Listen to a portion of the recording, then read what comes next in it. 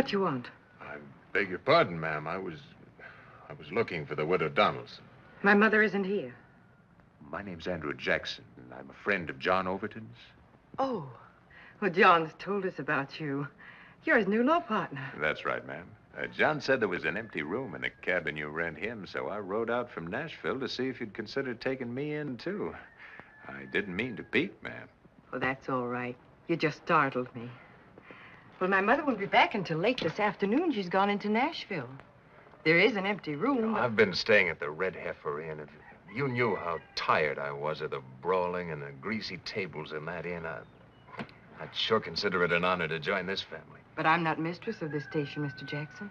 That's a decision my mother would have to make. I've had experience fighting Indians, and I'm a crack shot with a rifle. Well, heaven knows we can use all the protection we can get out And here. at the same time, I'm quiet and peace-loving. Why don't you just take your saddlebags over to John's cabin and wait for my mother to get back? You can stay to supper if you like. I was frankly hoping you'd invite me. Well, there's bound to be plenty. My mother's gone to fetch my two sisters for a visit, so supper tonight's sort of a family reunion. Are you superstitious? No, why? Today's Tuesday, isn't it? Yes. You know, everything that ever turned out right for me was something I started on a Tuesday. There's Irish in your background somewhere. Somewhere. If it doesn't show in my face, it does in my temper, I'm told. This is the first place to be built here by my father.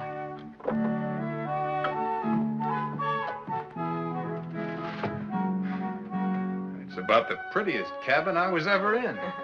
Anything that looked like a palace to you after the Red Heifer Inn. This is Cousin John's room, and this is the one that's vacant. Well, I'll just unpack a few possessions and put them away. Then if your mother says no, I'll come quietly back and slip them back into my saddlebags. Oh, I should have warned you. This door frame was never built for a tall man. No, the door's all right. My frame just wasn't built for a small door. Are you sure you didn't hurt yourself?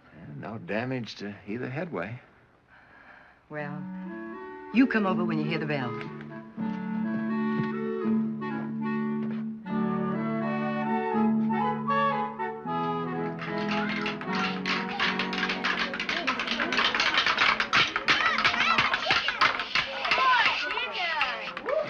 Eat your supper nice.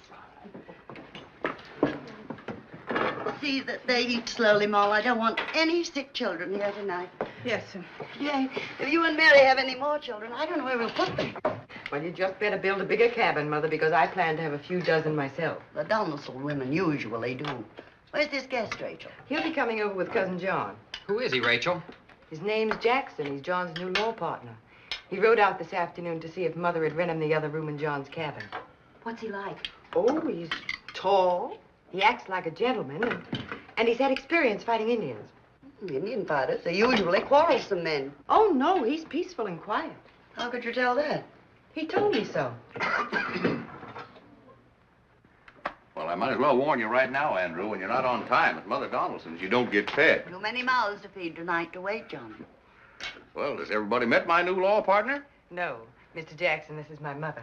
And the finest woman in the whole Cumberland. How do you do, ma'am? And my sister Jane. The prettiest? My sister Mary. The sweetest? My brother Samuel. The fightingest? And my brother William. The stubbornest. And as for me, I am the hungriest. Do sit down, Mr. Jackson, and help yourself. And these belong to Jane and me. Where are your husbands tonight? Home. There's a band of marauding Indians out our way. So we packed the children over here for a day or two. Now we can stay for Samuel's birthday party. Well, I'm mighty glad to hear that. For a while, I was afraid I'd have to dance with Andrew. Have you been long in Nashville, Mr. Jackson? Not long, ma'am. Last month, when John offered to go partners with me, I just shifted my law books to Nashville. What sort of law cases do you handle, Mr. Jackson? Why, Andrew just settled one of the biggest suits for damages this territory ever had. Tell him, Andrew. Oh, I don't think the ladies... Yes, they would. What was the case about, Mr. Jackson? Well, a client of mine got into a fight and had his ear bitten off. And Andrew got him $4 cash for his ear, of which he gets half. Is it really possible to bite a man's ear off? Rachel, I don't think it's a subject we should pursue at the table. You're quite right, ma'am. Are you attached to the court here officially, Mr. Jackson? Andrew carries a highfalutin title of Attorney General. Attorney General? What does it mean? Well, it means that he prosecutes criminals for the state when he can find them. Other times, I'm just like other lawyers, scratching mighty hard for cases. And with $2 cash, he can pay a whole month's board in advance. I don't think Mrs. Donelson's quite decided yet, John. Mother, Samuel said he saw some Indians lurking around in the hills yesterday. We ought to have more protection. Well, Mr. Jackson, as you can see, we're long on women and children at this station, short on men. If you can endure us, we'd be glad to have you as part of the family. Well, thank you, ma'am. Thank you. I'll go right over and unpack my saddlebags after supper. Same. Head forward, cross over, and turn about. Sides the same. Head forward and back. Sides the same. Head forward, cross over. Sides the same. Head forward, out to the right. Go right and left through, around the center. Chain right back. Head ladies, chain your left hand lady. Chain right back. Balance all. Forward again with the right and left through. All fours, forward and back. Forward again with the right and left through. Two ladies chain. All fours, forward again with the right and left through. Do you like Nashville? I sure aim to. I think you're going to be very successful here. I will if folks keep on getting their ears bitten off. Forward again with the right and left through. All fours, forward and back. Forward again with the right and left through. Excuse me, sir. I should like to speak with my wife. Mr. Jackson, this is my husband, Louis Robards. How do you do, sir? You'll excuse us. Of course. Forward again with the right and left through. Head forward to promenade outside the set. I thought you were still in Harrodsburg. I left yesterday to come after you. Why? I'm sorry I sent you home, Rachel. Why didn't you write? Oh, I was angry and jealous. Had to get over it. There was nothing to be jealous about. Jason told me himself that you encouraged him. Then he lied. If he weren't your cousin, I'd have ordered him right out of the house. Rachel, I didn't come all this way just to argue with you. I came to say that I'm sorry. I just want you back again.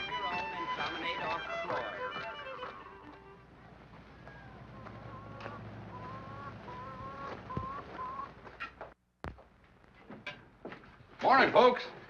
Good morning, everybody. Good morning. That was a mighty fine party you gave last night, Mrs. Donelson. Glad you enjoyed it, Mr. Jackson. What's the matter with Rachel? Too much apple cider and dancing? Rachel's gone. Oh? Where? Harrodsburg. She left at dawn. A little trip? She's gone back to live at the Robards. A wife's place is with her husband.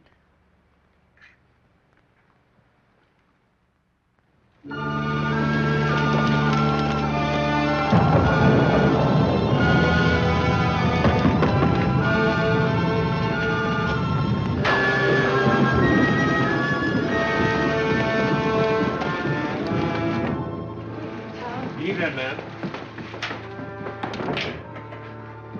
We're mighty glad you come home, Mr. Lewis. We're just about going to send for you, sir. Send for me? Why? Your mother's ailing. We don't know what's wrong, sir. I'll go up and see her. I'll change into a dry coat and be right up there.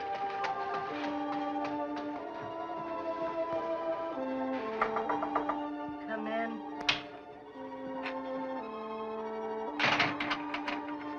Mother Robard. Rachel. Rachel, my I'm dear. so glad to see you. I knew Louis would bring you back. Whatever my son may be, he's no fool. Where is he? He's changing. He'll be right up. You shouldn't have gone away in the first place. I didn't go away. I was sent away. Now, don't be resentful to an old woman. I don't blame anyone. You're wrong to expect too much of Louis. But he needs you, Rachel. He needs someone strong. I'm going to try, Mother Robards. I hope I can be strong. And have a child, Rachel, as quickly as you can. Have a son to give your love to. That was my salvation. Don't you worry, Mother Robards, please. Everything is going to be all right, you'll see. Where's my boy? Why doesn't he come up to me? Now, he'll be here in a minute. Oh, I'd better get into some dry clothes, too. I'm drenched. Come back later and sit with me. I've been lonely.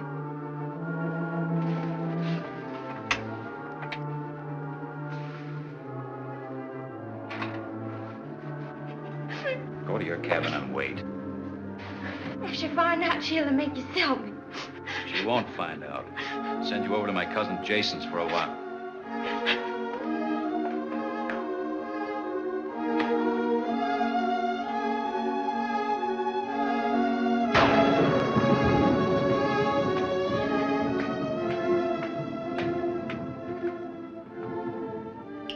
Where did that girl come from? I bought some new slaves while you were away. You don't think I think I know now why you sent me home. You're in no position to make accusations. I could ask a few questions about you and Jackson. Something went on between you two before I got there. I could see it. You think I'm a fool? Anyone would be blind if he didn't see it. So don't tell me.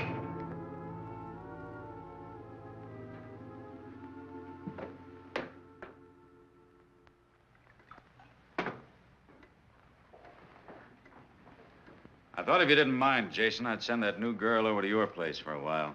What's made you change your mind? I've been locked out of my own room every night for 2 weeks now. I don't like it. Maybe if I get the girl out of sight, Rachel will forget about her. Why don't you sell her to me? She's not for sale. Morning, Rachel. Mr. Lewis, What is it? there's a Mr. Jackson outside to see Miss Rachel, sir. Show him in, please.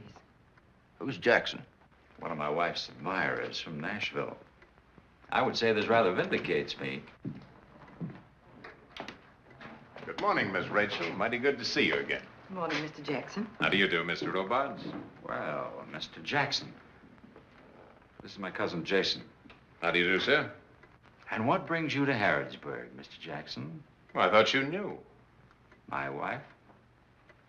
Your mother sent a letter to Mrs. Donelson asking someone to come for Miss Rachel. My mother sent a letter. She said Miss Rachel wanted to come home. Mrs. Donelson was going to send Samuel, but he took sick, so I came to fetch her instead. Did she misunderstand? No, she didn't misunderstand. Well, that's good. But it seems you've made a long trip for nothing, Mr. Jackson. My wife has decided to stay here. Did you change your mind, Miss Rachel? No, I haven't changed my mind. I want to go back to Nashville. In that case, I'll be happy to see you get safe home. I'll say goodbye to Mrs. Rubin. Just a minute, Rachel. The only one who is leaving is Mr. Jackson. You better go get your things, Miss Rachel. I think you better go, Mr. Jackson. I intend to shoot. Start heading back, Mr. Jackson. Lewis, please. Get out. You want to go, don't you, Miss Rachel? Not if it means bloodshed. Are you in this, too? She's not my wife. Then we'll be leaving. Get your things, Miss Rachel.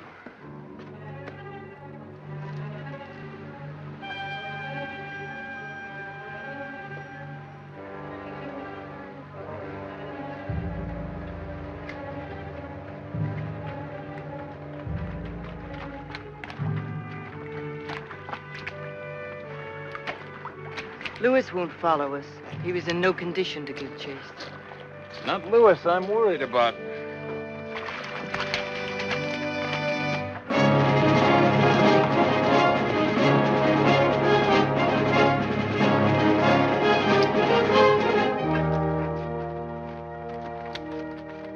You rest here. I want to take a look at the other side of that ridge.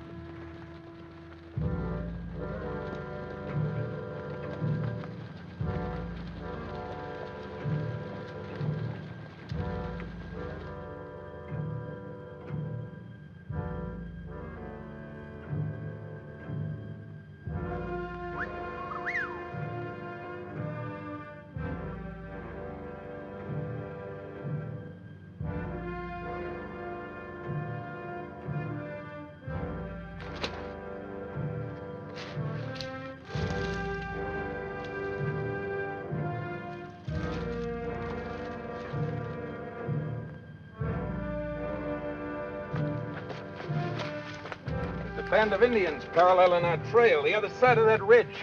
I don't know how many. Do you think they've seen us? I don't know. We'll head for those rocky flats along the stream. If we make enough racket, we'll sound like several horsemen. Then we'll fire into the woods and make some more noise, and you stay right behind me. You ready? Ready?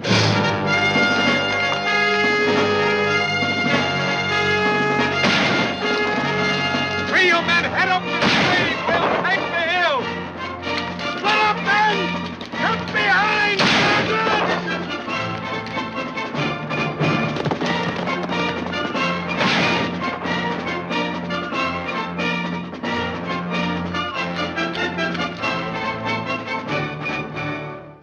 How much good that did, but I think they'll leave us alone now.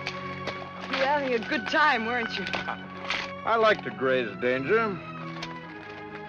Were you afraid? Oh, no, I was too interested watching you. If I'd been an Indian, I thought you were a whole band of militia. Well, it's a good tactic, and it works. Sometimes. Mighty good to see you smiling again, Miss Rachel. Mr. Jackson, were there really Indians back there? Or were you just trying to take my mind off my troubles? Both.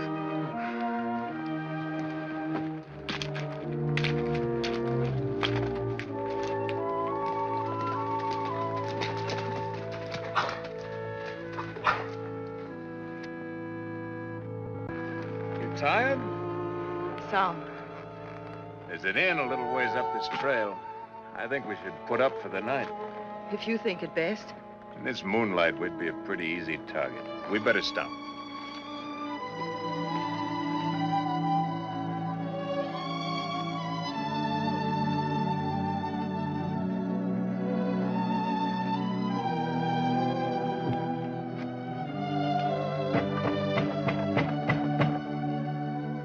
I've caused you a lot of trouble. Been no trouble for me, Miss Rachel. I just want you to know I'm grateful, Mr. Jackson. You know, Mr. Jackson sounds mighty formal for two people that have just fought off a band of marauding Indians. Well, then, thank you, Andrew. Yes? We've just come down the trail from Harrodsburg. Night overtook us. We'd like to stop here till morning. Well, we're pretty full up, but I'll make room for you somehow.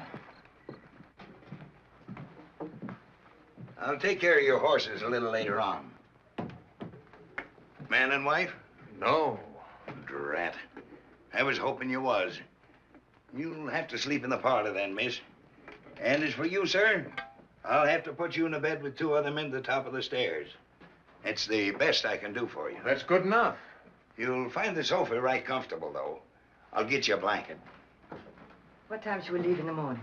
We should get away around sunup. I'll come down and wake you. Yeah, this'll keep you warm. Your pillow's on the sofa. Thank you. Good night, Andrew. Good night, Rachel. Straight up the top of the stairs. Thank you, sir. Good night. Good night.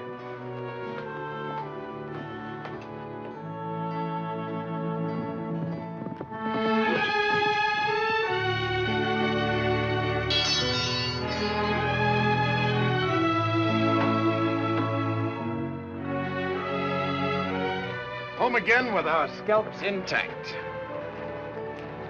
I was worried. I expected you back last night. Well, I thought it safer not to travel with a full moon. Of course. I hadn't thought of that. Well, I'd best get on into Nashville. I'm due in court this morning. Thank you, Andrew. I'll see you tonight.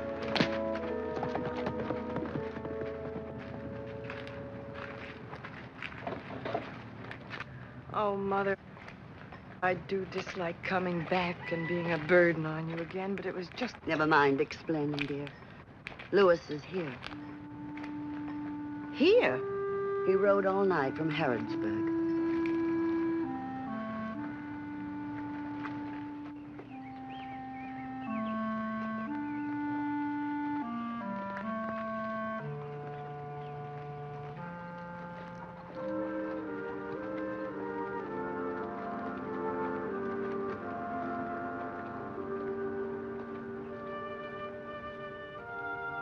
I can't explain, Rachel.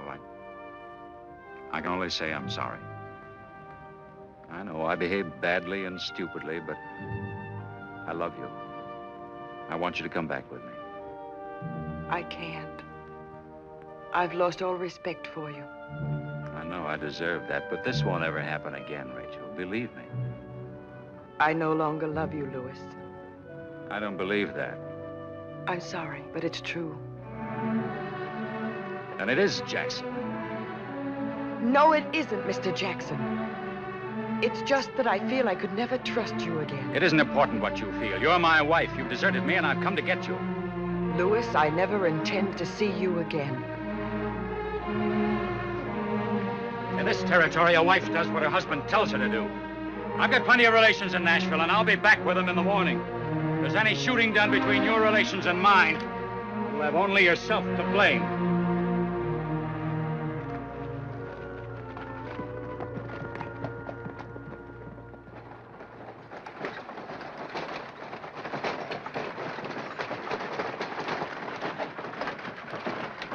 Whoa.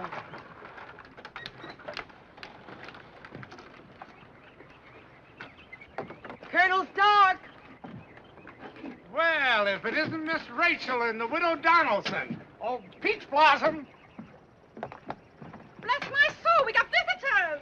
Careful of that gangplank, Peach Blossom. Don't you worry, Cherry Pie. If I fall in, I'll float. I'm certainly glad to see you, ladies. Thank you. Well, I declare, Rachel, there's something wrong with nature. You get prettier every day, and I just get fatter. Well, let's sit and visit a while. We'll be out of the way of the loading over there. Oh. Keep that cargo moving. We ain't half loaded yet. You're a busy man, Colonel Stark, so I'll get right to the point. Can you take Rachel with you to Natchez? I want to send her for a visit to my sister. Miss Rachel, I'd do anything for you, but I simply couldn't take that responsibility. Then you've heard about Louis's threats. Drat Lewis, it ain't him I'm thinking about. It's the dangerous journey and them drat Indians. Well, you're taking your wife. We've risked our lives together before. Arrows bounce right off me. I wear a 3-inch coat of armor. But if anything happened to you, well, I just couldn't take that responsibility. Cherry Pie, she won't take up much room. She don't weigh nothing. That's important on a flatboat. We figure I take up the weight and space of a bale of cotton. But you, we could make room. Could you get one of your brothers to come along for protection? No, Samuel isn't well. And William doesn't think I should go, but I... Well, I'd really like to help you, but you understand my position, Mrs. Donelson. Yes, Colonel Stark. I shouldn't have troubled you. Thanks anyway. Goodbye, Mrs. Stark. Goodbye, child. Goodbye. Well, when Louis shows up armed and backed by his relations, we'll just have to fight for him. There'll be no bloodshed on my account. I'll go back to Harrodsburg with him.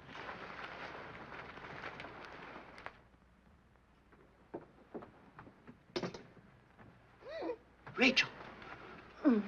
Get dressed quickly. What is it, Mother? It's almost dawn. Colonel Stark has sent word he'll take you with him. There's not time to pack much.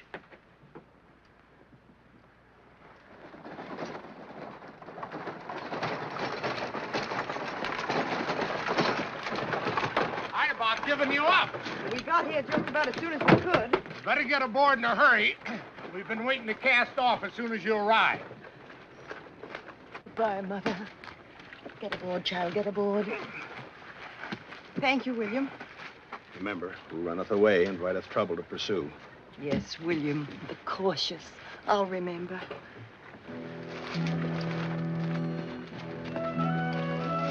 All right, cast off that rope. Pull in the gangplank.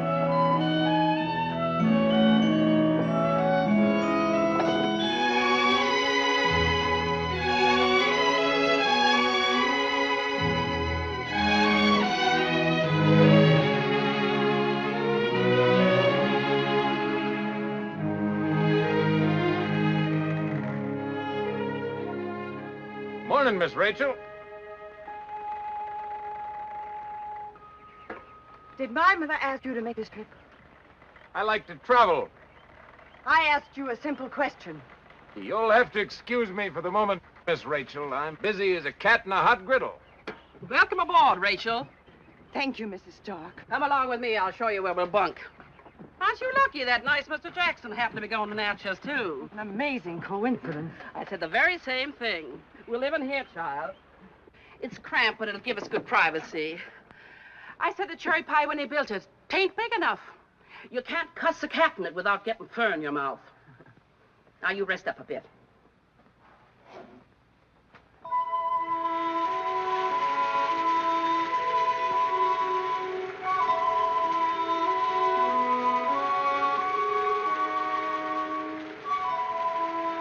Andrew, do you have a free hand for a cup of coffee? I'll sure find one. Thank you, Rachel.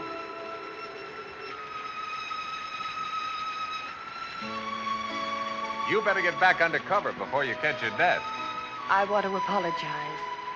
I was rude and ungrateful about your being along. Don't ever apologize for anything, Rachel. Not you, and never to me. Now go on. Get back in there before you get soaked. I'm supposed to be looking after you.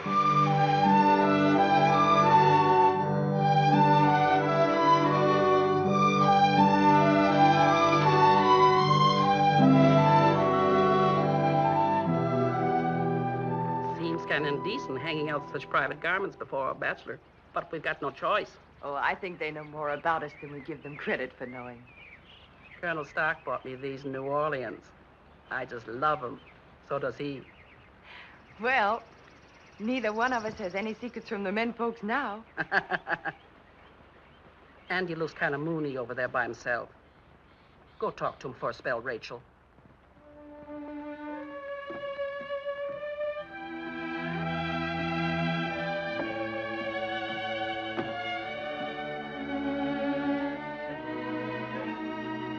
Colonel Stark says we'll be passing into Spanish territory pretty soon. Oh, I figure a couple more days. Will you be staying in Natchez a while? Just long enough to find a party going back up the trace to Nashville. I'm still Attorney General back home. Indian! Get down behind the cargo! Colonel Stark! Stay under cover till the current carries us out of danger. The only thing we can do.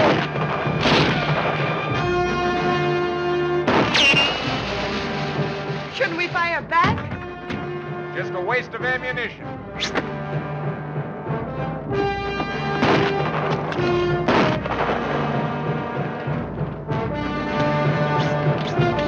Get rid of that top bale! Throw it overboard!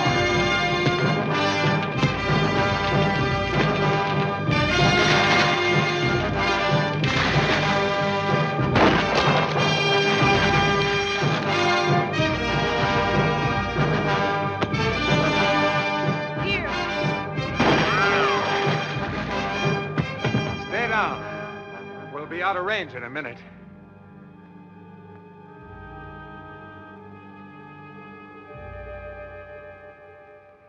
Well, it's your boat, Colonel, but I still think we're making a mistake tying into shore for the night. Andrew, I've got no choice. I know this river. There are rapids just ahead, and I can't risk running them in the dark. You know the river, but I know Indians. They'll smell us out before morning.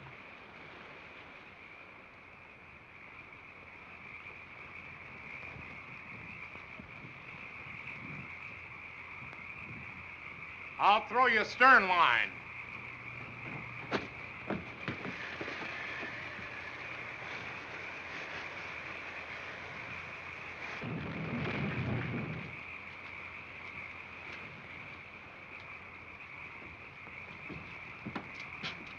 I don't like the look of a cherry pie. I don't either, but it can't be helped. Andrew and I'll stand guard. I'll spend the night on shore, Colonel. Better stay aboard, Andrew. We'll need you in case we're attacked in the darkness. Well, we've got to have some advance warning. Only way to get it is if one of us spends the night ashore. I guess you're right. Zeb, you hear this now. At the first sound of a shot, you take this axe and cut that stern rope. Let the current carry into midstream. Yes, sir. But how will you get back if he cuts the rope? You just stay under cover.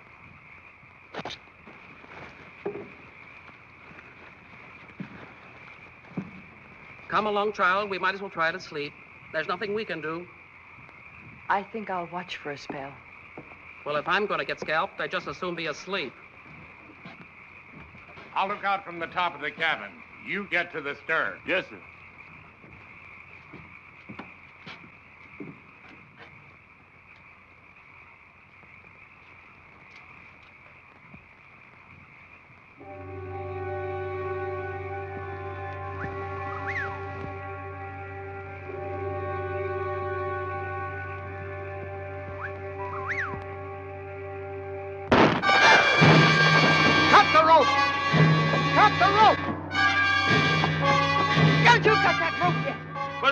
I don't care what anybody said. I'll cut it myself as soon as he's safe aboard. Now, you go watch from that end. Colonel, you shout as soon as you see Andrew.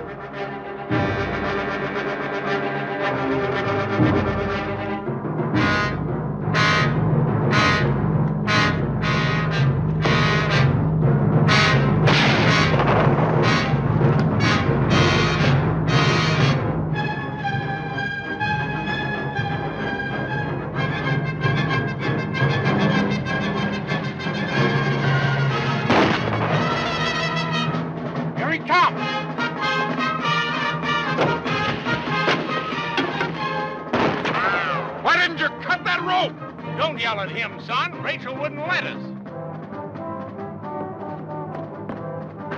Are you all right? Of course I'm all right. Why didn't you cut the rope like I told you to? You didn't tell me, and I never agreed anyway. Don't you know you could all have been massacred? Don't you shout at me. I've still got my scalp. Have you got yours? And besides, what kind of a protector goes gallivanting over to the woods chasing Indians? What were you trying to do, make a dead hero out of yourself? Why did you do it? I was showing off. I like to graze danger.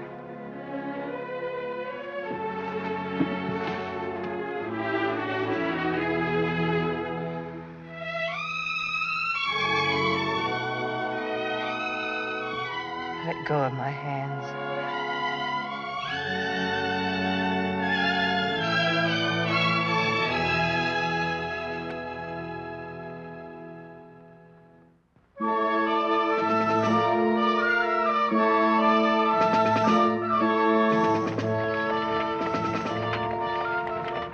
Well, we're almost there.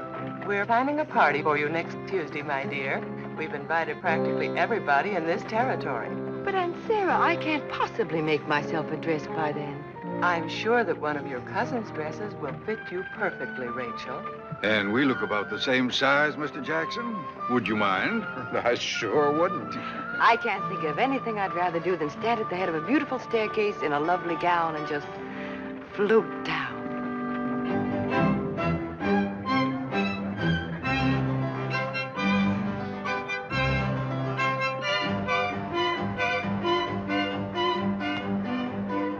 Shows you what a fool I can be. I didn't think it possible that you could be more beautiful. I'm so laced up I can hardly breathe. My heart is pounding in my ears. Well, by a strange coincidence, my heart's pounding in my ears, too, and I'm not laced up.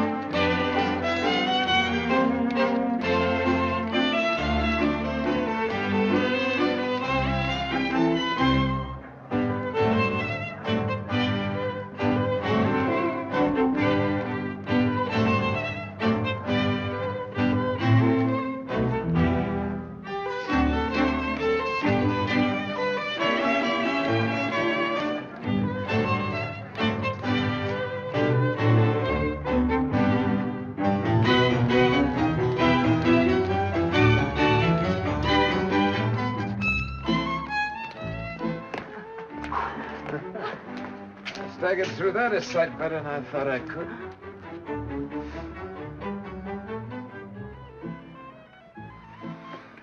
Darling, I've been asking, and that says You can get an annulment here in Spanish territory. We can be married right away.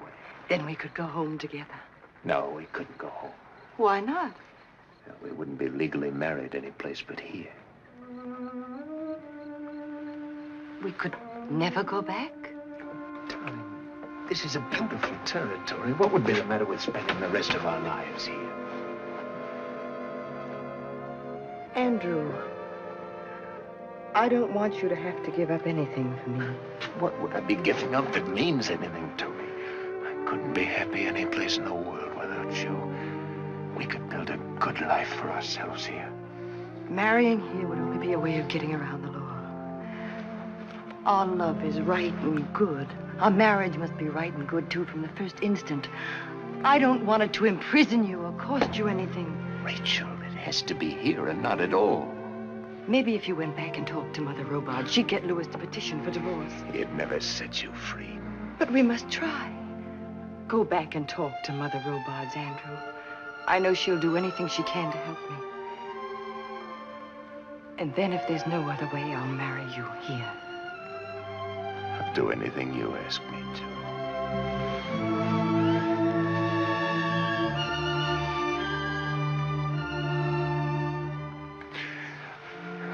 Darling, why do we waste months, maybe years that we could have together now?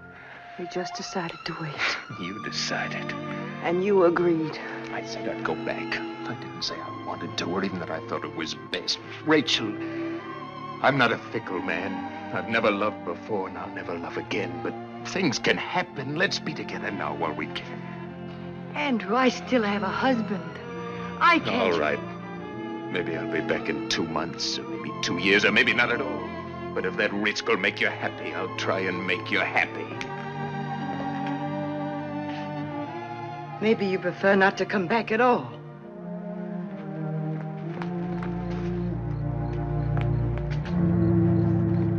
Andrew, a mail rider just arrived from Nashville. There's a letter for you. Thank you, Colonel.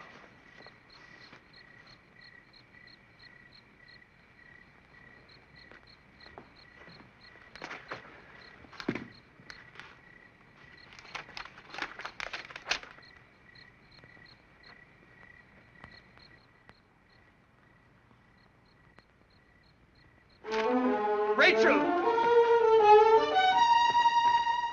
Darling, we can be married. We can be married here right away. Louis got a divorce. Who sent the letter? Johnny wrote the minute he heard. Louis went to the legislature himself, and they granted his petition. Oh, I knew it was going to turn our way. Let me read the letter. I'll tell you about it. Andrew, there's something wrong about the divorce. It's not the way we wanted it, darling. But the fact is you're free. Well, how did he get the divorce? Rachel. What were the grounds? The thing that's important here is that we can be married.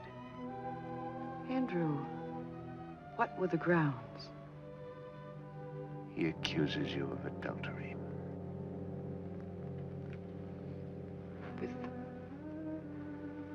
With whom? He names me.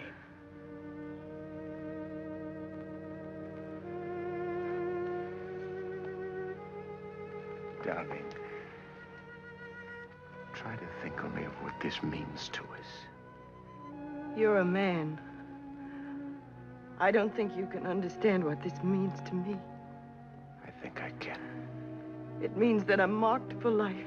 Rachel, listen to me. The divorce is already granted, so let's make the best of it. Let's not let anything mar our future now, especially the past. How could he have been so spiteful?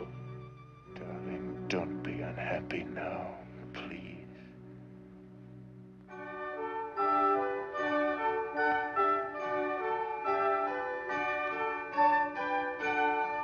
We were married, and for a while, time had no meaning. We stayed on in Natchez, and the days spread into weeks, and the weeks drifted into months. Oh, Andrew, look. Someday I'm going to have a track of my own, race my own horses. Do you like to gamble? I married you. Someday I'm going to build you a home just like that. With 6 columns? with 6 columns. Andrew, let's go back to Nashville to build that home. Right now? Right now.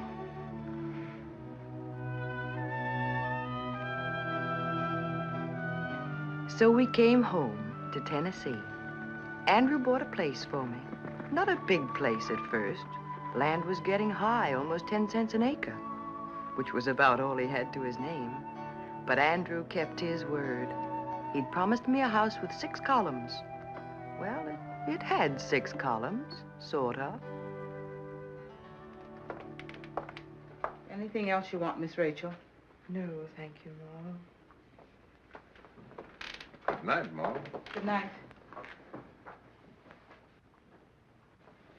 What are you fretting about? I'm beginning to worry, Andrew. What? When Jane was married as long as we've been, she'd already had 1 child. Second one on the way. We'll have children, don't you worry. There's plenty of time. I'll go see who it is.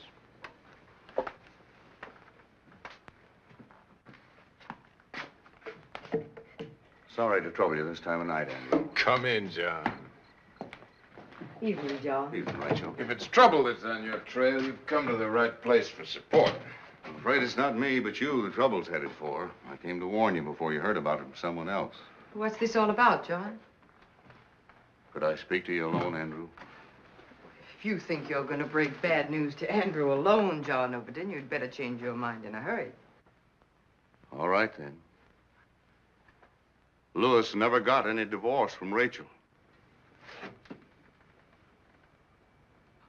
I don't understand. Well, Lewis got his divorce over 2 years ago. We all know that.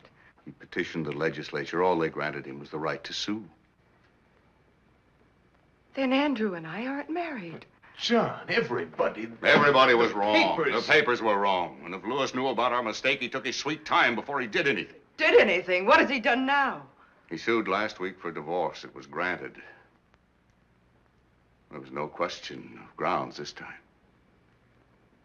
But, John, how could this have happened? How? I don't know, but it did. The way things get twisted, the way news travels in this part of the country. I'm a lawyer. I should have known better. I should have gone to the legislature myself and looked into the records. And I'm to blame for passing the rumor on to you. I'll kill him. I'll hunt him down and kill him. I know what a blow this is to both of you, Andrew, but killing Lewis isn't going to solve anything. We'll have to be married again, Andrew. And admit publicly that Lewis was right? No.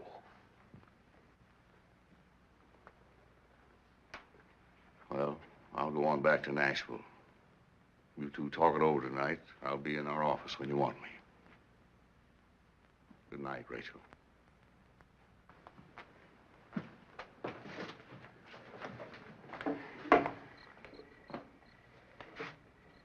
Thanks. Let me know what you decide. Only don't decide on anything foolish.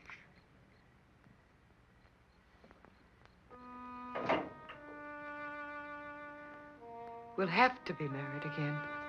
And admit that we don't recognize our own marriage ourselves? I told you no. Oh, Andrew. Darling, even if it galls you, do it for my sake. Do it because it'll help me, so that when our children do come, no one will ever be able to hurt them. Do it because you love me. All right, Rachel. I'll do it because you asked me, not because I think it's right. But because I can't deny you anything that's in my power to give you. I pronounce you man and wife.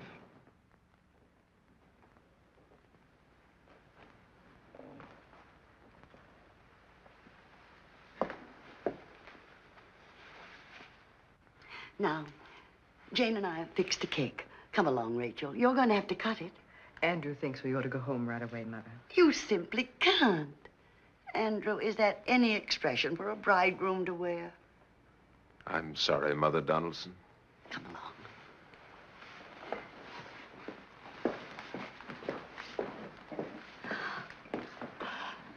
Well, it isn't everyone that can have 2 weddings.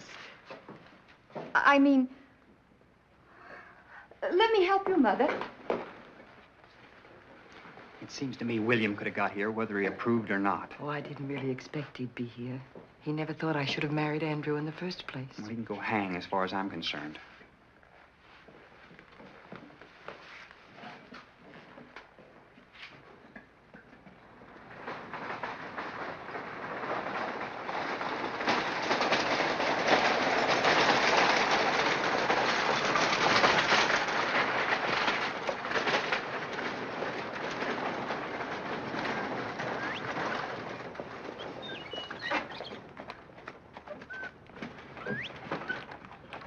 Here's my leg. I'll wait.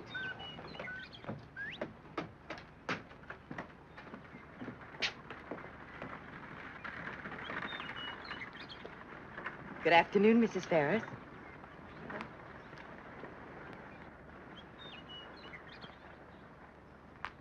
Afternoon, Mr. Clark. You fill out that order for me, please? Certainly, Andrew. I hear today's your wedding day. You heard right. Well, these aren't very fancy for a wedding present, but I wish you'd give them to Mrs. Jackson with my compliments. Well, thank you. She'll appreciate them. I'd like to ask Rachel.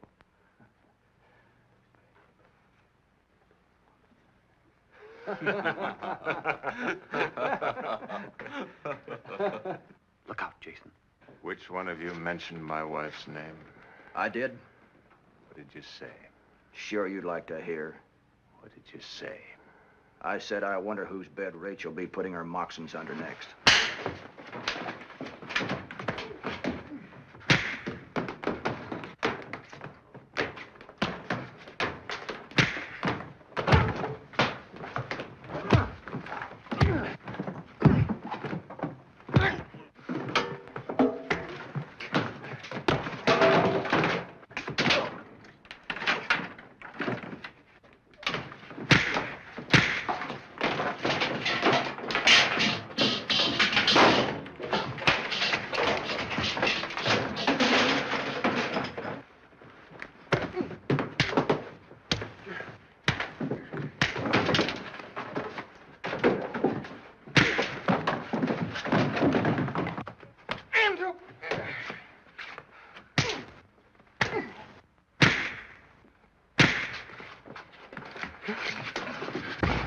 He's not worth killing.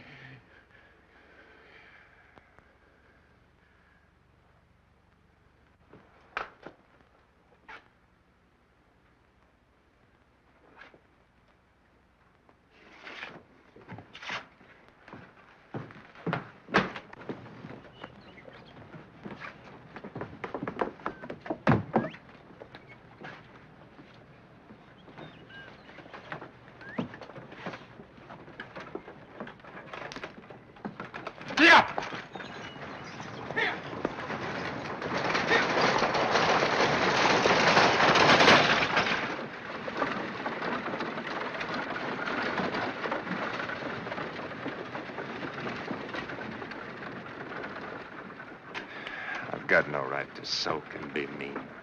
I just don't want you to be unhappy. I warned you once I was bad-tempered. They gave you good cause. Here, let me clean you up a little bit.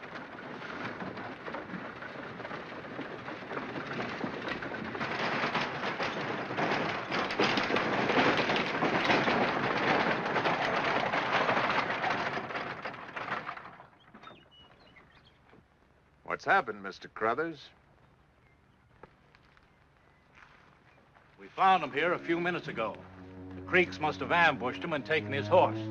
They burned the Henderson place, too. Looks like he's been dead since morning. Who is he?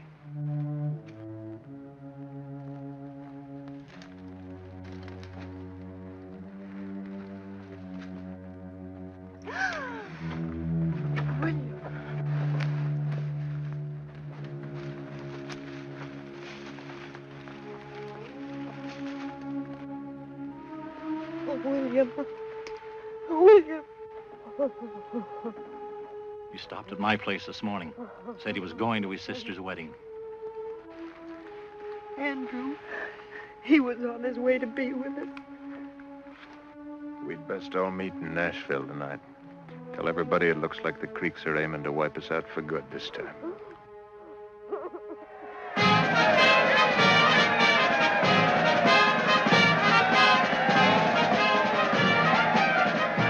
When the Indians continued to raid and burn our homes, Andrew organized the militia to fight them. He recruited his men and he trained them himself. And when they were ready, he led them. This was our first militia, and it was the first of many separations to come. The first one, I think, was the most difficult. He'll be back in no time, Miss Rachel. He'll be back before planting time comes around.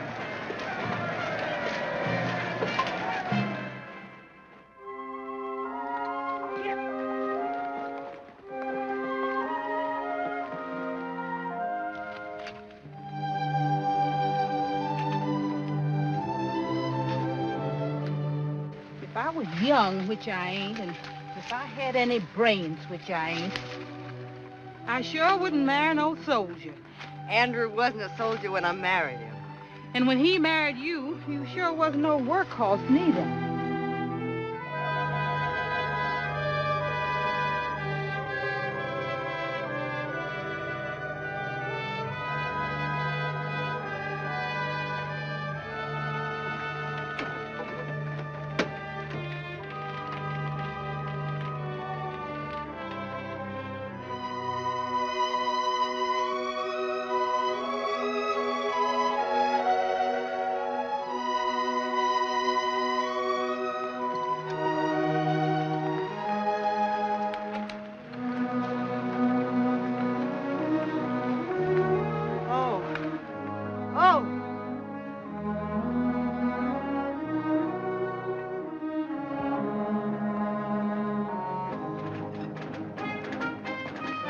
Howdy, Mr. Jackson.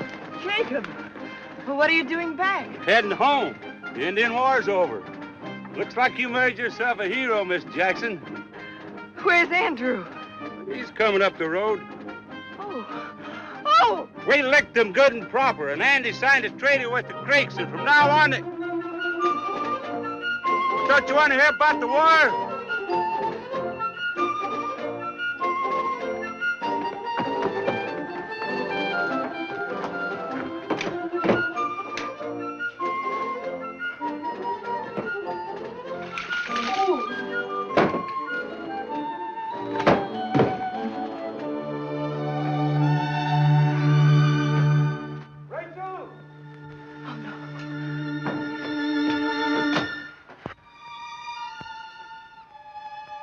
Rachel. Oh, Andrew, I wanted to... I was trying to...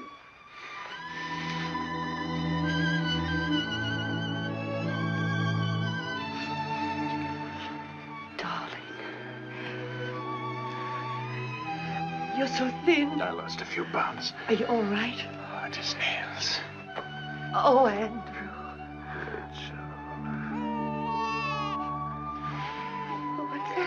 I almost forgot. Come on. Now, wait here.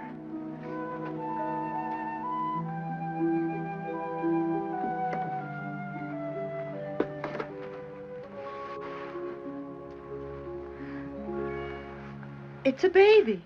Well, you said you wanted one, and since I've been away over a year, this is the best I could do for you. Andrew, what is this all about? It's an Indian baby I found in the battlefield with its dead mother. We killed so many of his people, I figured we owed him a life. The poor little mite. Can we keep him? I don't see why not. When I asked the Indians to take it, they were going to kill him. No.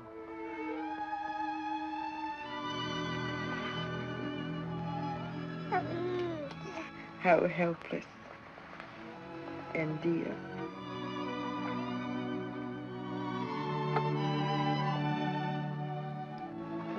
This is the last spoonful. I believe that's all he wants, too. Well, Andrew, what shall we name our son? Yeah, the Indians called him Lincoya, Lincoya? Well, what does it mean? the abandoned one. Well, Lincoya, we won't abandon you. Oh, Andrew, You'll choke the boy. Oh, he was starved. How long have you had him? 6 weeks. Oh, what have you been feeding him? Brown sugar and water. Hasn't he had any milk? Now, where would I get milk? From a cow. Well, my men did find one cow. They had it killed and eaten before I could find a pail to get under it. It's a wonder this child's alive. It's a wonder any of us are alive.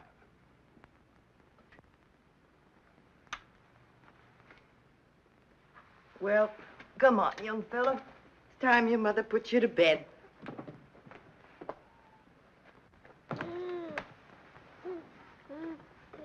Down we go.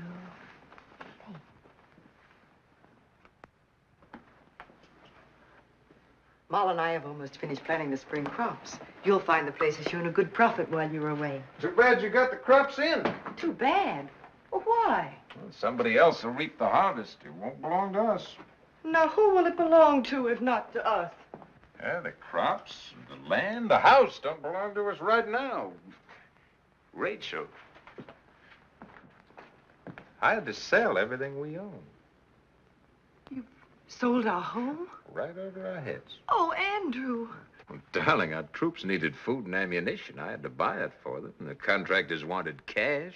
Well, the way I could get supplies was to sell everything I could. Well, you'll get it all back. Surely the government will make it up to you. That don't seem likely, honey. They're 5 years behind paying me as Attorney General.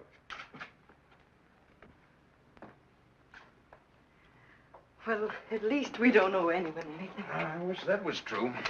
The fact is, I've had to sign notes putting myself in debt for the next 15 years. Andrew, if we've no home, where are we going to live? Oh, I stopped in Nashville just long enough to buy us a new place. I'm going to make it the showplace of this country. Now, how can we buy a new place if we haven't any money? Well, that's why we're in debt. I figure the time to dare to pull yourself up to the heights is when everyone thinks you've failed.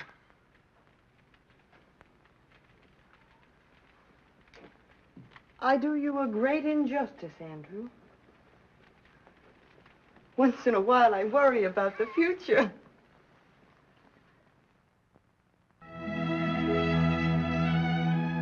I was foolish to have worried.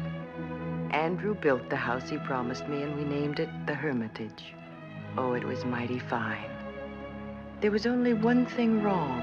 Andrew never spent much time in it. When he wasn't off fighting Indians, he was in Washington City fighting Congress. He went away so often, I made him promise that if I died first, he'd make my tombstone an angel waving goodbye. While Andrew was away, the ladies of Nashville invited me to join their culture club. I accepted because it seemed an honor to my husband. Thank you, Henry. Mrs. Ferris. I've been watching for you, Mrs. Jackson. I've done a dreadful thing, and I had to see you to explain it. What if I can be of any help? Well, when I first invited you to join our club, Mrs. Jackson, I didn't consult our other members. I thought, now that your husband's a senator, it would be quite all right. But it seems that it isn't. The majority of the ladies here today threaten to walk out the moment that you come in. I won't come in, Mrs. Ferris.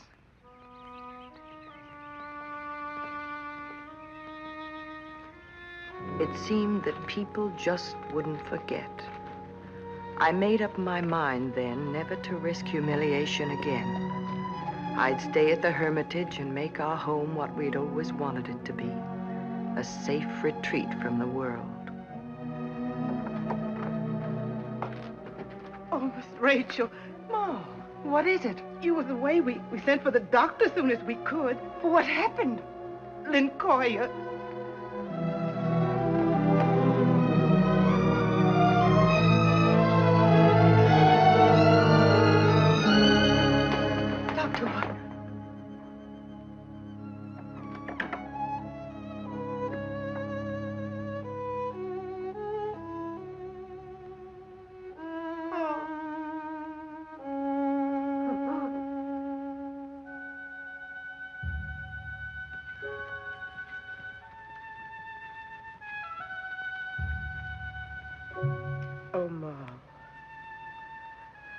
What wrong have I done that I should be punished? Am I really an evil woman? Why you ask that, Miss Rachel? My husband is persecuted because of me. God denies me children of my own. And he takes away the child that I was given. Miss Rachel, do you think them Christian martyrs standing before the lions and tigers, do you think they asked the good Lord if they was being punished? Of course they never. And that's why they're saints.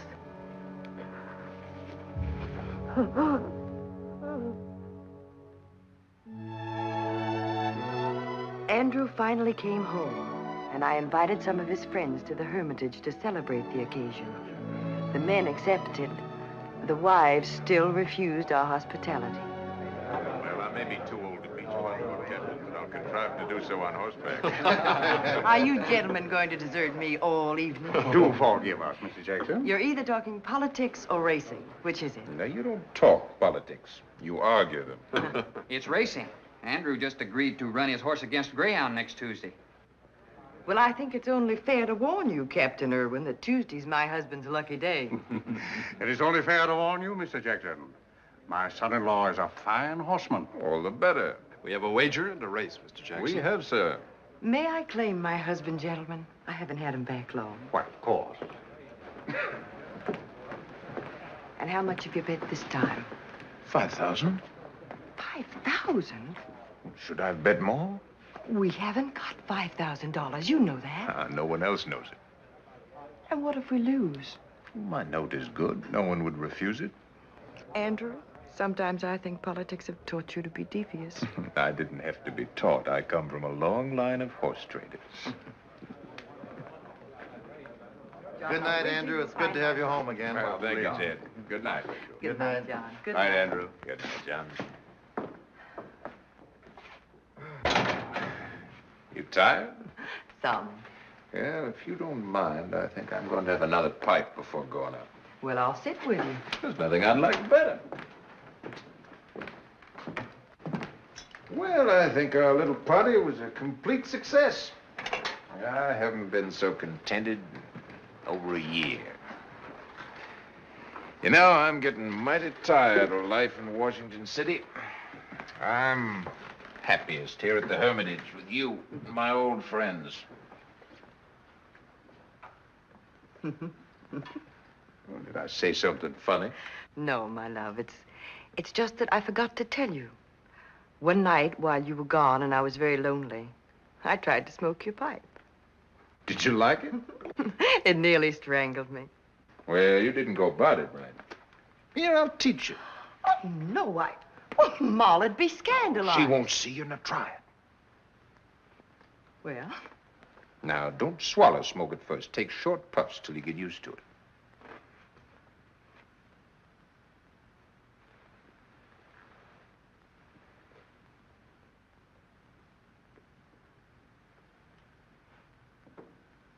I've mastered it. Well, not quite. Now you're used to the smoke, I'll show you how to exhale it properly. Now, first, hold some of the smoke in your mouth for a moment.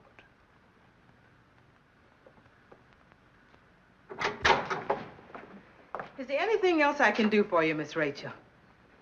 Shall I get Alfred to get some ham from the smokehouse for breakfast? Miss Rachel, do you think Mr. Jackson would like some of them fancy pancakes we cooked while he was away? Oh, they sure something fancy. Is we used 1 cup or 2 cups of cream? Seems like 1 cup's a plenty. You mighty red in the face, Miss Rachel. Is you all right? Yes, Ma.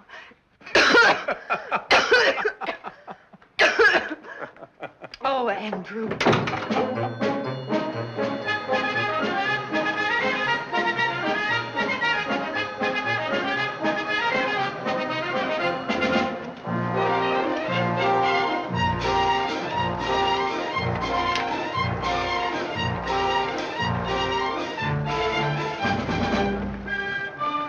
I'll join you right after the race. My heart is fluttering like a bird. You're not fretting about the outcome, are you? Well, some, but then I come from a long line of fretters.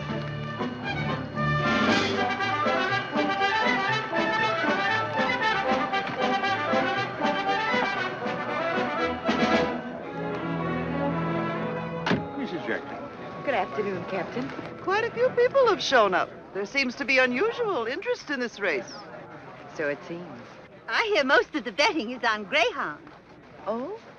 I hadn't heard. I do hope you're a good loser, Mrs. Jackson. Our horse isn't going to lose, Mrs. Ferris.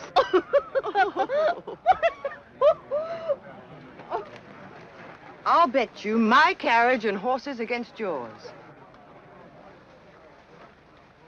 If you wish, Mrs. Jackson. I do. Shall we consider this our bet? Very well. Thank you.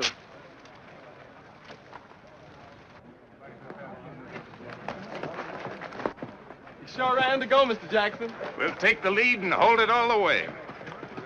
And that's a fact. That horse sure don't like no other horse's tail in his face. Gentlemen. They're about to begin to commence, Miss Rachel. Get out. Mr. Jackson on Truxton. One turn around the course.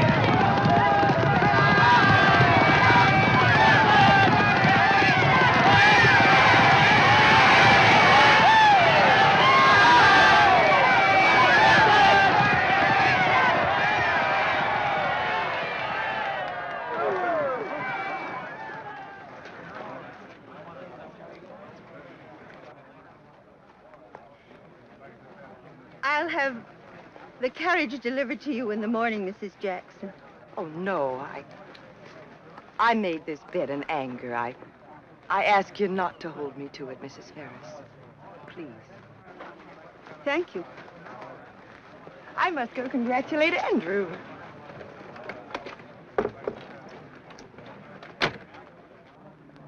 Jackson, you won, Mr. Jackson. You did it. You won. You bet we did, eh, Jack?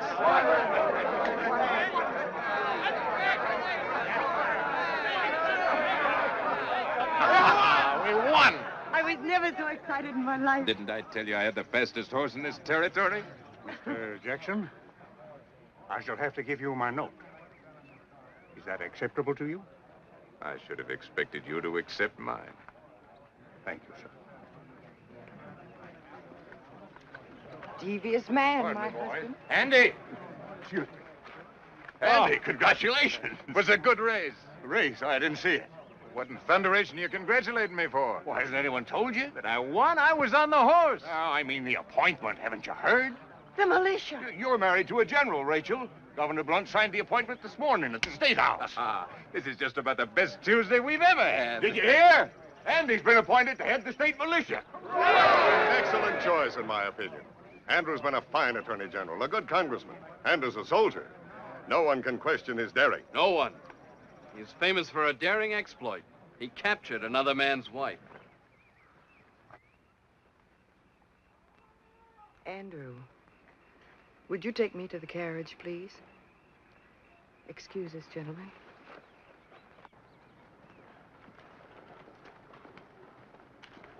I'll have Samuel take you home. I want to go home with you. I can't leave right now. Andrew, fate's been very kind to us today. We can afford to be generous. I'll have Samuel take you home.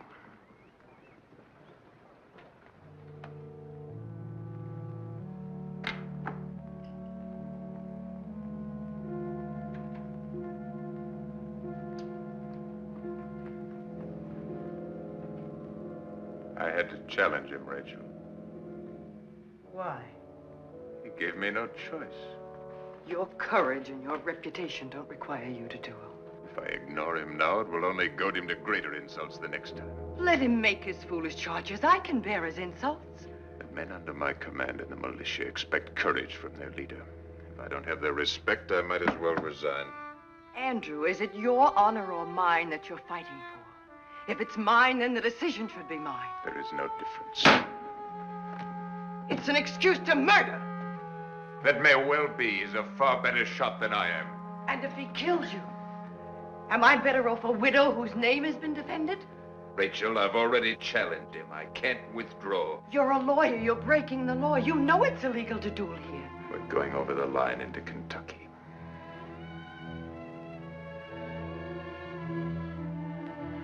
When? Tomorrow morning. Andrew, if I'm to be the cause of all your quarrels for the rest of your life, then you give me no choice. I must leave you. I will not let you be killed because of me, nor will I let you take another man's life. I must leave you. You'd leave me now. No. Oh, Andrew, please, please don't do this. If Mr. Dickinson's bullet kills you, it kills me too. Let him say what he will about me. No man can say what he will about my wife. Rachel, I've failed you a great many times at a great many things, and I hope you'll forgive me. But I couldn't expect you to forgive me if I lived without honor.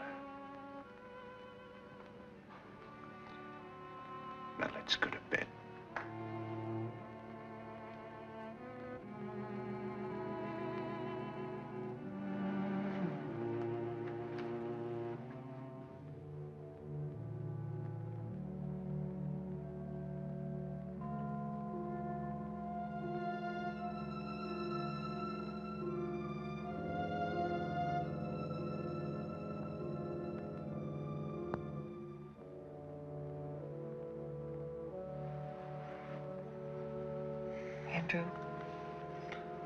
Andrew.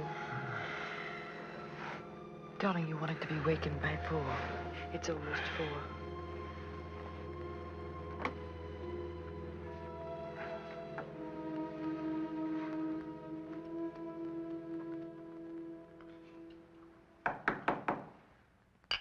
That'll be John and Dr. May.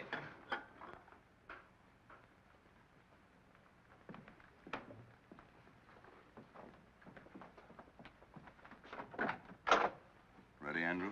Right away.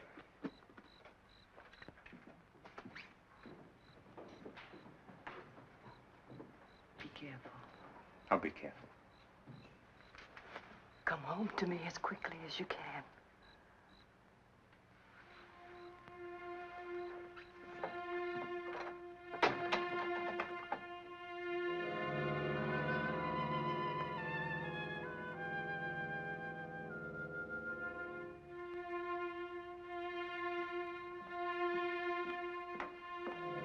What you got them old clothes on for, Miss Rachel? I'm going to work in the fields, Mom. Now, what do you want to do that for? If there's work to do, there's men to do it. The men can't help me today. Well, I'm going along with you then.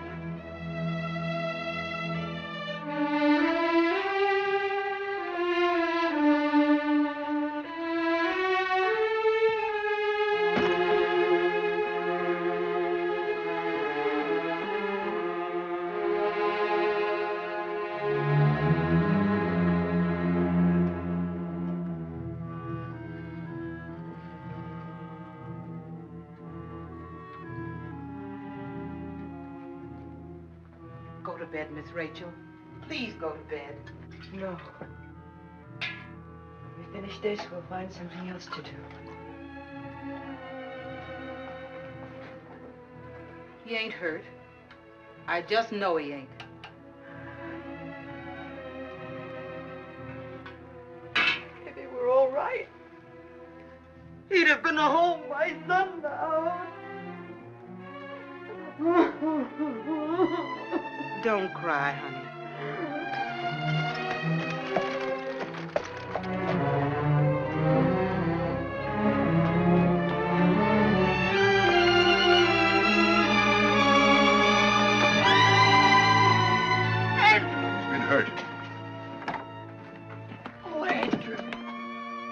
Rachel.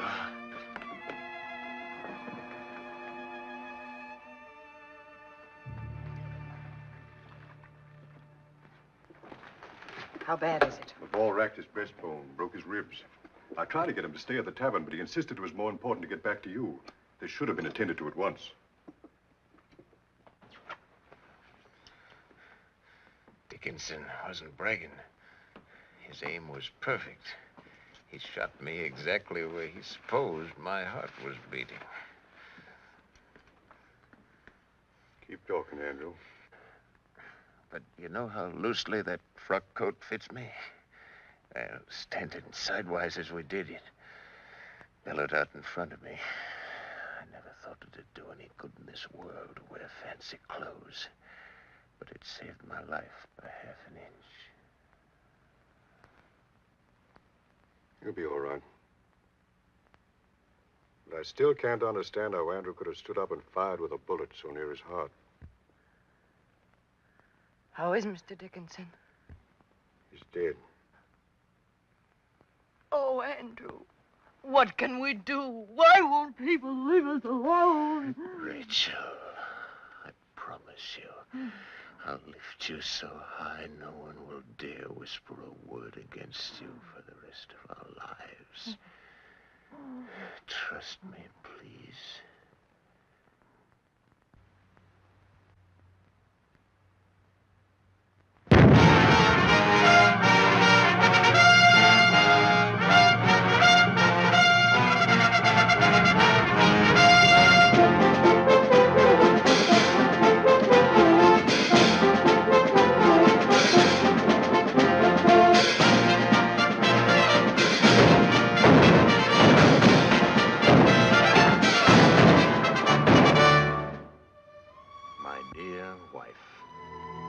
Each phase of this war seems to take me further away. My one consolation in the midst of hardship and death is recalling the peace of the hermitage. I like to think of you sitting at the hearth, you're mending in your lamp, the clock ticking the hours away. It is a picture from which I derive great comfort. I'm glad you're not harvesting a crop this year. With the men all away, the work is too hard for a woman. We've had a little rain recently. It set the men to grumbling as the roads become impassable and we have to sit around and wait. And tents don't afford much shelter. Cannon are difficult to move in this mud. You've no idea how exasperating such things can be. I haven't forgotten I promised to raise you to the heights. Grant me a few years' grace. We shall see what the future holds. Your devoted husband, Andrew. December 10th, 1814.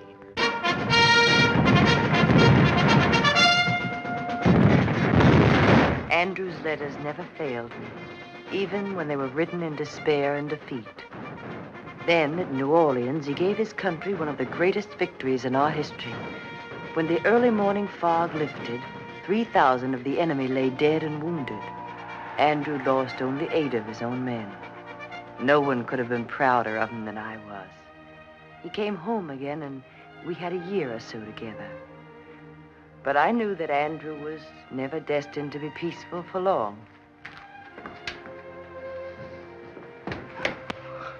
What's the matter with you? I won't do it.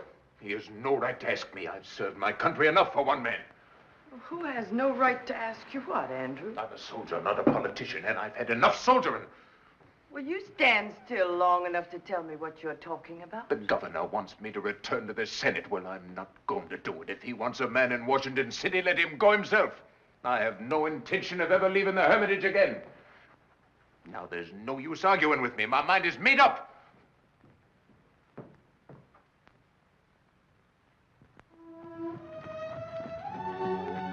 So Andrew was off to Washington again. And what had promised to be only a year or so stretched into 4 and 5 and more.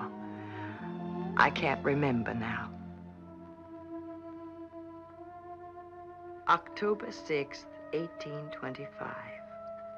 My dear husband, your last letter was most reassuring. I'm delighted to know that things are going so well for you in Washington. But I'm especially delighted to hear that you're learning to control your temper. It's good to know that my husband is a man of peace at last. I do hope when you return after this session, it'll be to stay. Since you've never really cared for politics, it's foolish to continue in a profession that keeps us apart. I know this summer, together with no thought of public office, will be the happiest of our lives. Since you've asked for my opinion, you're going to get it. There's only one thing that can keep you from being president, and that's you yourself, you and your dang temper. Now, look If here. you accept this honor, Andy, you've got to accept the responsibility that goes with it. You can't fight back the way you fought all your life. You tell this man how even-tempered I've become, Rachel. Go ahead, John. I don't think you've got a gnat's notion of the kind of dirty campaign you'd let yourself in for. They're determined back east not to have a Western president. And there's no weapon your enemies won't use against you, no matter how rotten or dishonest. A little name-calling won't rile me, John. Even if it involves Rachel. This is my fight, not Rachel's. We're no strangers to abuse, John. They'll dip their arrows in venom, Rachel. They'll wound you if they can to goad Andrew into fighting. They know if Andrew's temper makes him kill somebody, it'll re-elect Adam. Otherwise, you think I might conceivably make a good president? If you're not hanged in the meantime. Well, thank you, John. I'll weigh my temper with my wife and let you know what we decide. Now, just don't forget, you've been warned. Good night, Rachel. Take care of yourself. Good night, John.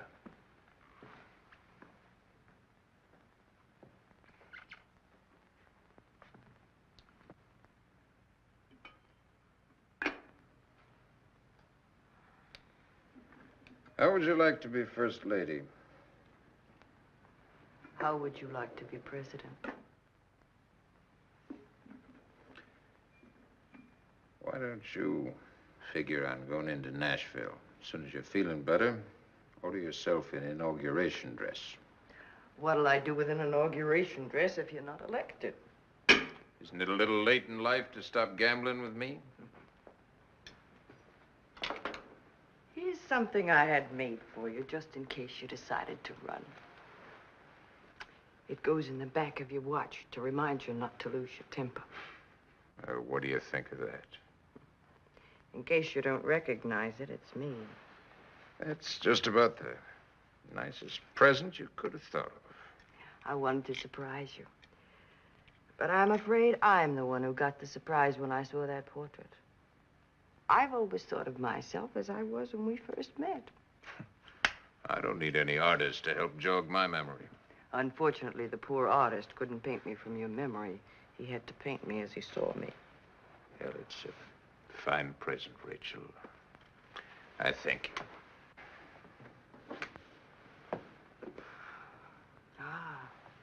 I've learned all of your bad habits, none of your good ones. Yeah, when we get to Washington City, we're either going to have to refine our vices or else keep them a secret. Let's just keep them secret.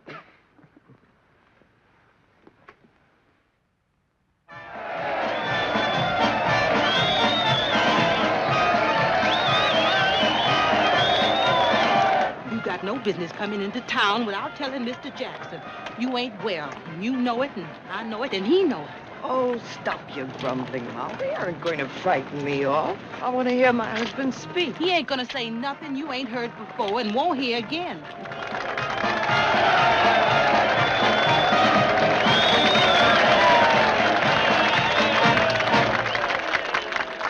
It has been said that I've had more experience in uniform than in government. That is true. I might add that it was also true of General Washington. Are you comparing yourself with General Washington? He was a gentleman. You're a gambler. I can't deny that. I've loved to gamble all my life. It's no secret. You're a murderer. You killed Charles Dickinson in cold blood. That's I defended my honor.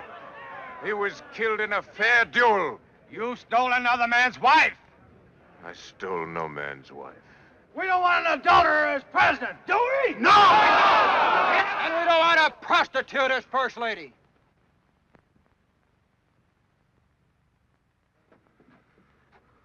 What man of you said that? I did. Jason Robards. We don't want a murder or an adulteress in the White House.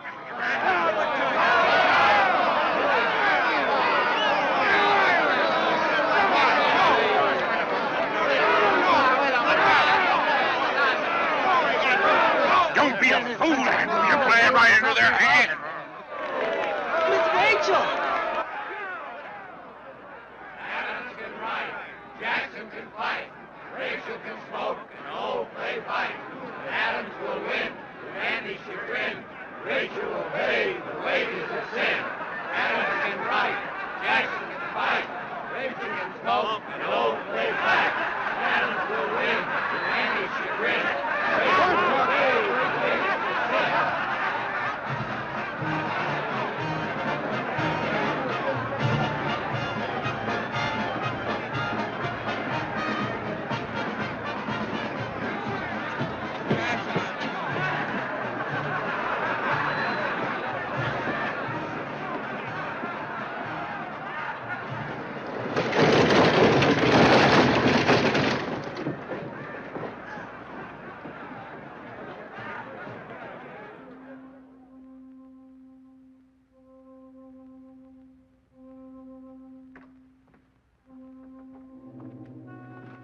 What happened to her? She went into Nashville to be with me, and her strength failed her. Help her. I'll probably have to bleed her again. Hasn't she been bled enough?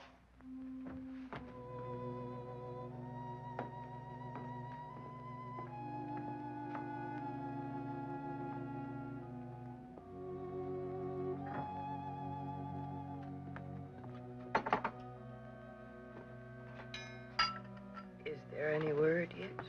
I don't want you to worry about the election. I want you to worry about getting well. Tell me as soon as you hear. I'll tell you as soon as I hear.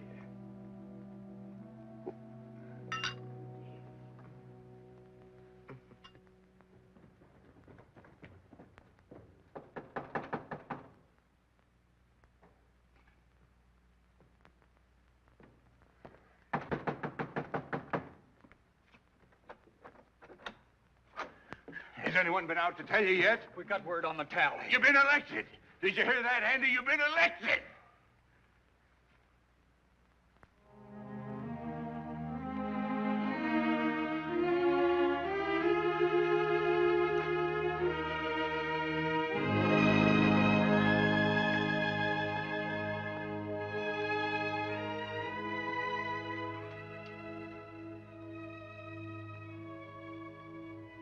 I'm awake.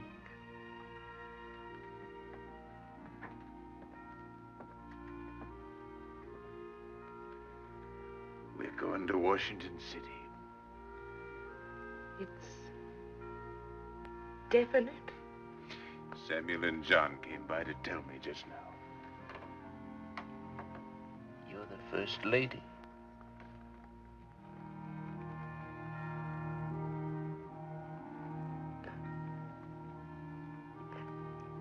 You kept your promise. You kept every promise you ever made to me. I was careful not to make any I couldn't keep. Mr. President, how can I tell you, Andrew? Yeah, don't try. You just hurry and get well. Think you can sleep now? Well, you try. I'll leave the door open.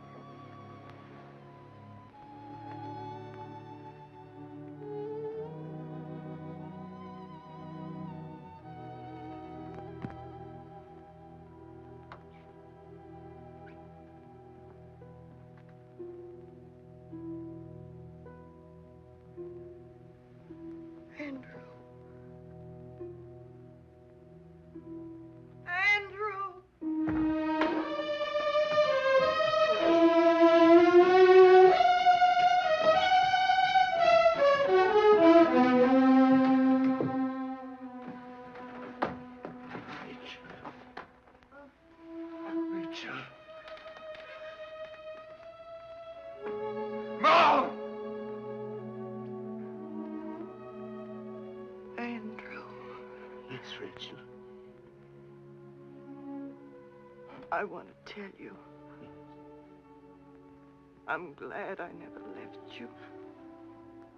Even for your own sake. I'm not going to Washington City with you after all. You're going with me. Do you hear? You're going with me. You're going to be there beside me. I can't. So don't carry a spider with you. They killed her. They killed her just as sure as she was born.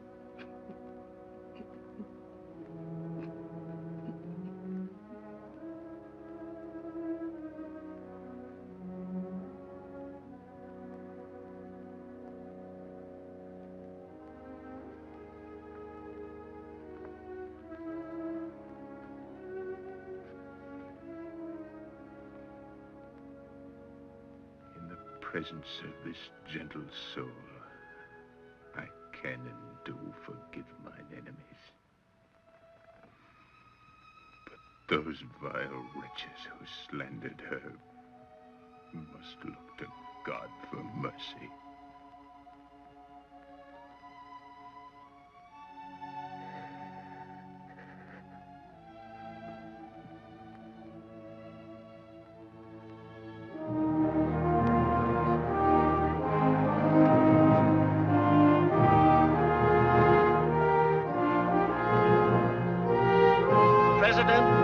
United States.